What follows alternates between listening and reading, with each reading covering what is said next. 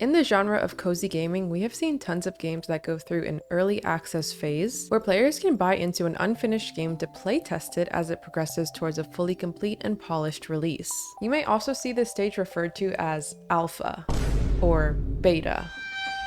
But the thing is, many cozy gamers are self-proclaimed casual gamers and may not know what they're getting themselves into when buying into an early access game. The term early access sounds very appealing, especially if it's for a game that you're super excited about playing. But more often than not, these beta versions contain lots of bugs, glitches, and even completely blocked off features and story elements. Because, well, the game is still being made. Steam's early access program launched on March 20th, 2013. Players who pay to participate in early access are encouraged to play and provide feedback to developers, which can help shape their game's direction, art, mechanics, and to grow their community and raise money for development costs. And these players will have access to the full version of the game once it's completed. This program is great for solo and small team developers who may not have all the resources and funds that big studios have. But over a decade later, individual studios and cozy gamers themselves are not always on the same page as to what purpose early access serves, creating a mess of unkept promises, confusion, and misunderstood expectations, to the point where some members of the community can feel taken advantage of at times. And I feel this is especially prevalent in the cozy gaming community. On Steam, they do clarify when a game is in early access in a little text box before adding the game to your cart,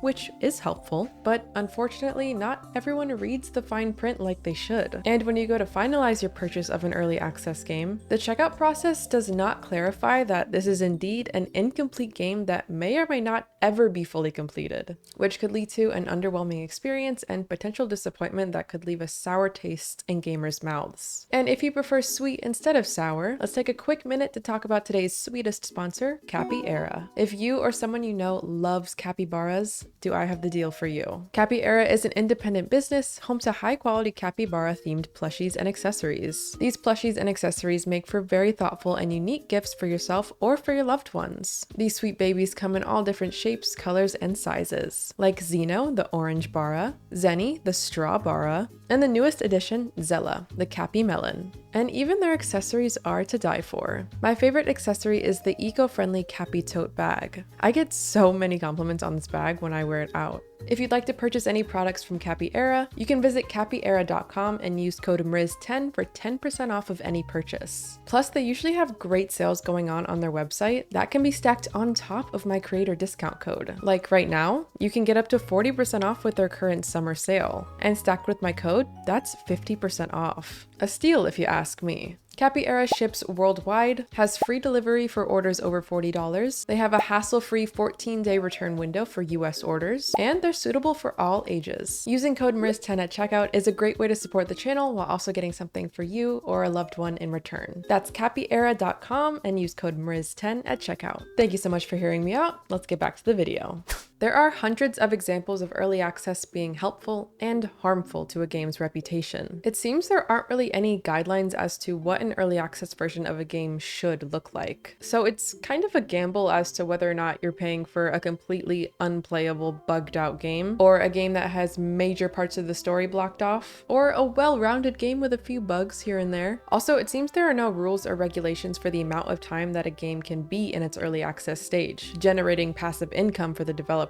This stage of their game can span anywhere from months to many years. And many cozy game developers who have chosen to take advantage of Steam's early access program have had their fair share of controversies throughout the process. One of the more recent controversies being with Disney Dreamlight Valley. Like I mentioned earlier, the early access program is super helpful for smaller independent developers to save and raise money. But that of course won't stop money-hungry studios from taking advantage of that opportunity as well. You see, Disney Dreamlight Valley was initially marketed as a game that, upon completion, would eventually become free to play, with microtransactions of course, after its early access period, which led to many content creators who were streaming and showcasing the alpha version of the game to tell their audiences to wait until the game is completed before buying into early access. Because hey, it's gonna be free to play eventually, so save your money. So I'm sure you can imagine the audience's disappointment when Disney Dreamlight Valley's publisher Gameloft announced that they've made the decision to remain a paid game for the foreseeable future, meaning the game will not make the transition to be a free-to-play game upon the game's upcoming full release. Disney Dreamlight Valley was released in early access of September 2022, and this announcement came October 2023, a full year later. Here are just a few reactions from players on the Cozy Gamers subreddit upon this announcement. The audacity for them to make it paid but still keep microtransactions? Yuck. Right? Some people are happy because they think this will mean less microtransactions, but like, it won't. They've already established that the star paths and premium items are paid for with moonstones, and those aren't going anywhere. Microtransactions should never exist in a fully priced game. We already paid. This is how it used to be, and a lot of game companies are starting to do this. Fully priced game and microtransactions? No way. This is bull. It has nothing to do with the delivery and everything to do with the fact that they're making bank and want to keep it up. I'm so disappointed. Like many others, I've been waiting on this game to become free to play for months. As of right now, I cannot afford to pay for the game, and I was so excited to play it and looking forward to it. To find out it will not be free after being told it would be truly feels like a stab in the back. They could have at least announced that earlier. So yeah, people were not happy, and rightfully so, because unfortunately, for those without an Xbox Game Pass subscription, the base game's current price is $29.99. But they also had the audacity to make exclusive, more expensive versions of the game to buy into. The Cozy Edition being $49.99 and the Gold Edition being $69.99. The difference between versions is the amount of moonstones you get to start with and a bunch of cosmetics, including clothing, furniture, and companion pets. Yikes. The money hungriness of Disney Dreamlight Valley's team is so apparent in every aspect. Reeling people in with the promise of free-to-play plus microtransactions, breaking that promise and still keeping microtransactions, and even macro-transactioning over double the price of the base game for even more paid content. It's absurd and a really, really bad look, and why I personally do not play Disney Dreamlight Valley and have no plans to. It really feels like they're taking advantage of the cozy gaming community for money that they, quite frankly, don't even need. Another early access game that found itself in hot water recently is Coral Island, developed by small studio Stairway Games. Coral Island was funded by fans via Kickstarter in 2021 and entered public early access in October of 2022. At the time of the Kickstarter campaign, Switch players and PS4 players were promised a port in the future, and a year later, in November 2023, Coral Island launched its full 1.0 release for PC, Xbox Series X,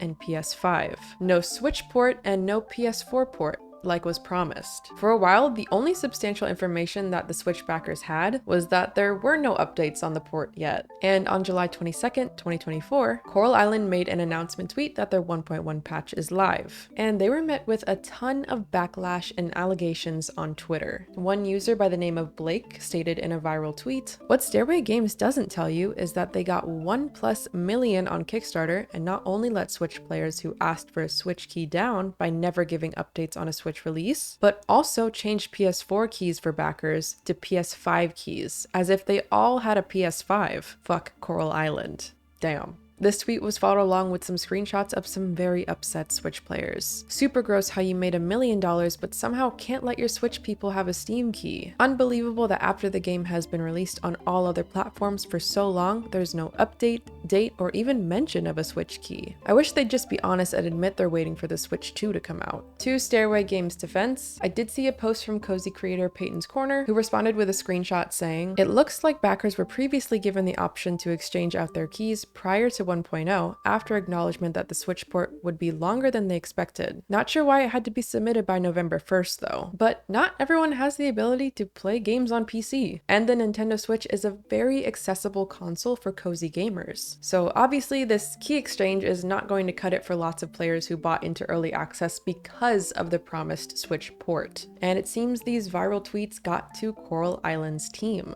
as they tweeted a lengthy response to these allegations. To console players, Switch backers especially, we'd like to say something to you today, given that Humble Games, their publisher, recent restructuring leaves consoles in a place of uncertainty. However, we see this as an opportunity to share what we can. To start, we share in your frustrations regarding the lack of a Nintendo Switch port of Coral Island. Over the years, there's a lot we've wanted to say in spirit of transparency about many different things, but continue to be unable to do so because of the publishing agreement and NDA we have in in place. The impact of Humble Games restructuring on Coral Island remains uncertain for all things related to consoles, whether porting or pushing hotfixes, as they are responsible for these platforms. We've been in communication with our lawyers since we found out about the restructuring on social media to figure out how to navigate this new situation. For example, we have an upcoming hotfix for the 1.1 update nearing release for Steam. We have no idea how to get this update out to the other platform players, as we don't have the backend permission on console platforms to push updates out. We only have access to the Steam backend. Because of this, the only thing we can do for Switch backers, effective immediately, is offer a key change to the Steam platform. We will offer key changes for as long as we are able to. We will keep you posted on developments once we have more information. We know it fucking sucks, but we hope you understand. Thanks. The reception to this response was taken relatively well. People seem to be understanding of the situation at hand, with replies like, "We totally understand that this is out of your hands. Here's to hoping that this issue can be resolved." Everyone with a sense of empathy will completely understand this situation is far beyond your control. You have our support. The only point of contention that I'm seeing in the replies still is Switch backers asking for a full refund instead of an alternate Steam key. Because, not everyone has a PC or even a PC that's powerful enough for gaming. I think this situation is a great example of how miscommunication, silence, and unkept promises during an early access phase can really, really harm the reputation of a game or studio if they're not super careful. But unlike Disney Dreamlight Valley, the team behind Coral Island directly responded to the backlash and allegations, and they were like, hey, if we had it our way, none of this would even be happening. But some things are just out of our control right now, which I think is a totally fair response, but it does suck that it took all this backlash to get it. Aside from some of the money-centric controversies of early access games, another potentially harmful aspect of early access games is burnout, a topic I'm sure you're familiar with as a cozy gamer. Early access for cozy games, more specifically cozy games with a big focus on farming, can be really bad for the future of the game and its longevity, because there are already so many cozy games out there that have that basic farming function, and they usually all follow the same recipe: dig up dirt,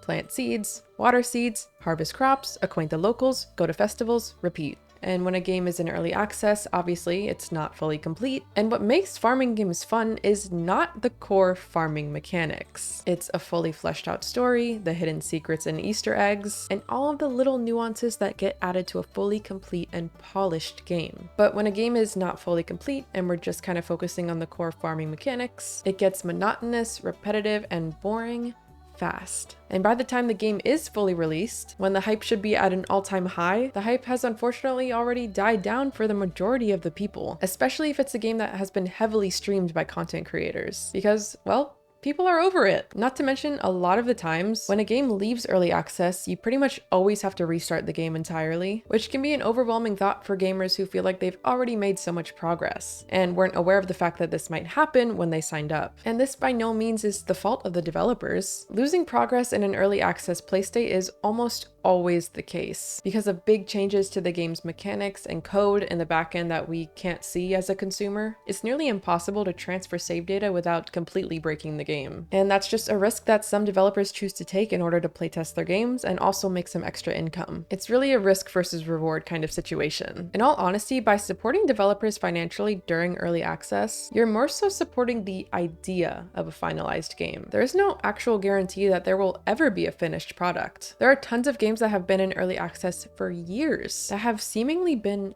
abandoned, meaning no new updates, community posts, or even discussion posts by developers in months or sometimes even years. PuffPals Island Skies, for example, had a very successful Kickstarter campaign in April 2020 that raised over $2 million.